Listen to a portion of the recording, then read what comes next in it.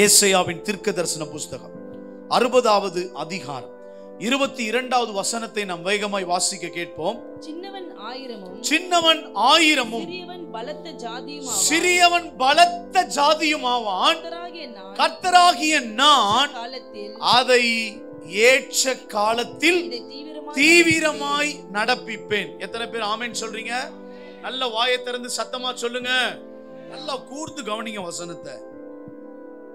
அவரெல்லாம் பெரிய ஆளெல்லாம் வச்சுலாம் கதை ஓட்ட மாட்டார் இயேசு. அவங்க நம்ம சொல்லுவோம், ஏங்க அவர் ரொம்ப பெரிய பிக் ஷாட்டுங்க, ரொம்ப பெரிய ஆள். நம்ம வாயில பாருங்க, என் வாயில உங்க வாயில அடிக்கடி வரும், அவங்க ரொம்ப பெரிய ஆளுங்க. அவங்க நினைச்சாங்கன்னா போதுங்க, அவங்க பேசினா போதும்.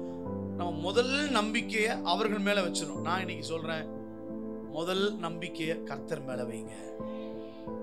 அவங்க தயவு நமக்கு தேவைதான், இல்லைன்னு சொல்லல, அவங்க தயவு நமக்கு தேவை. ஆனால் முதல் நம்பிக்கை கர்த்தரிடத்தில் இருக்க வேண்டும் என்று பரிசுத்த ஆவியானவர் இந்த காலை வேளையில் பேசுகிறார். சின்னவன் ஆயிரமும் சிறியவன் பலத்த ஜாதியா மாறும். எத்தனை பேர் என் கூட சேர்ந்து ஆமென் சொல்றீங்க?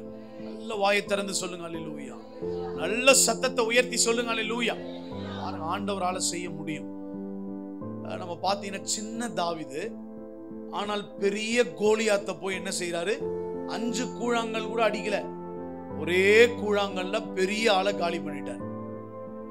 ஒரு கிதியோன் ஒரு பெரிய மீதியானியருடைய சேனைய அபிஷேகம் பெற்று வெறும் சின்ன கூட்டம் 300 பேரை வச்சு ஒரு மீதியானியருடைய கூட்டத்தையே சாய்த்தார்.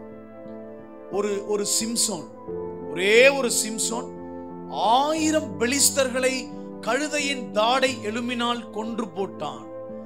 வலிமை நிறைந்த காசா கதவு, அந்த பட்டணத்தின் கதவை உடைத்து தகர்த்தெறிந்தான். அவ்வளவு வலிமை அந்த ஒரு சின்ன நபருக்குள்ளாக கர்த்தர் வைத்திருந்தார். ஒரு திக்குவாயும் மந்தனாவும் உள்ள ஒரு சின்ன மோசையை கொண்டு ஆண்டவர் பெரிய இஸ்ரவேலுக்கு ரட்சிப்பை கட்டளையிட்டார். எல்லாம் சின்ன சின்ன விஷயம்தான், சின்ன ஆட்கள் தான். நம்மளாம் யாரு? நீங்களும் நானும் யாரு? சின்னவங்க தான். நம்மள ஒண்ணும் இல்லாம நம்மளை நினைக்கலாம், சின்ன கூட்டம் சொல்லலாம். இவங்க என்னங்க பெரிய ஆளு, ஒன்னும் இல்லைங்கன்னு சொல்லலாம். கர்த்தர் நம்மளதான் 1000ஆய் மாற்ற போகிறார்.